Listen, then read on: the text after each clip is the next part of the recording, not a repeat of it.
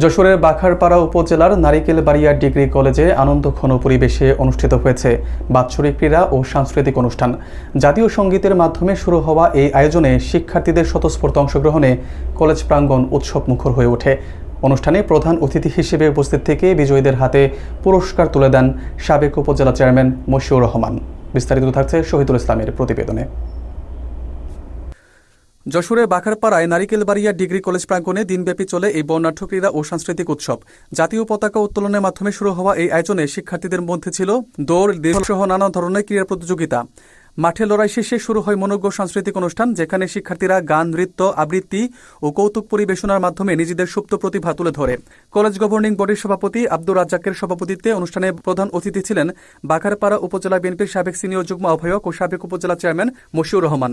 বিশেষ অতিথি হিসেবে উপস্থিত ছিলেন নারিকেলবাড়িয়া ইউনিয়ন বিএনপির সভাপতি লস্কর নাজমুল ইসলাম। এছাড়াও কলেজের অধ্যক্ষ, শিক্ষকবৃন্দ ও স্থানীয় গণ্যমান্য ব্যক্তিরা উৎসবে যোগ দেন। আলোচনা সভায় বক্তারা বলেন, পাঠ্য বইয়ের শিক্ষার পাশাপাশি সহশিক্ষা কার্যক্রম শিক্ষার্থীদের মানসিক ও শারীরিক বিকাশে অত্যন্ত গুরুত্বপূর্ণ ভূমিকা পালন করে। এই ধরনের আয়োজন তরুণ প্রজন্মকে মাদক ও নেতিবাচক কর্মকাণ্ড থেকে দূরে রাখতে সহায়ক হবে বলে তারা উল্লেখ করেন। অনুষ্ঠান শেষে বিভিন্ন ইভেন্টে বিজয়ী শিক্ষার্থীদের হাতে পুরস্কার তুলে দেন অতিথিরা। কলেজের এই সফল আয়োজনে অভিভাবক ও শিক্ষার্থীদের মাঝে ব্যাপক উৎসাহ লক্ষ্য করা গেছে। আমরা সেই কাজগুলি সমাপ্ত করব।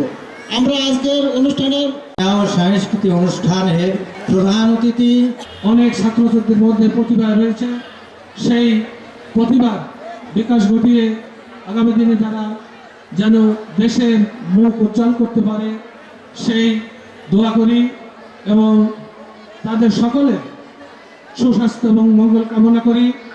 আজকে যারা এই অনুষ্ঠানের আয়োজন করেছেন, অত্র প্রতিষ্ঠানের সভাপতি, অধ্যক্ষ, শিক্ষক মণ্ডলী, সকলকে আমার ব্যক্তিগত পক্ষ থেকে বাংলাদেশ জাতীয়তাবাদী দল বাখারপাড়া উপজেলা শাখার পক্ষ থেকে শুভেচ্ছা ও অভিনন্দন জানাচ্ছি।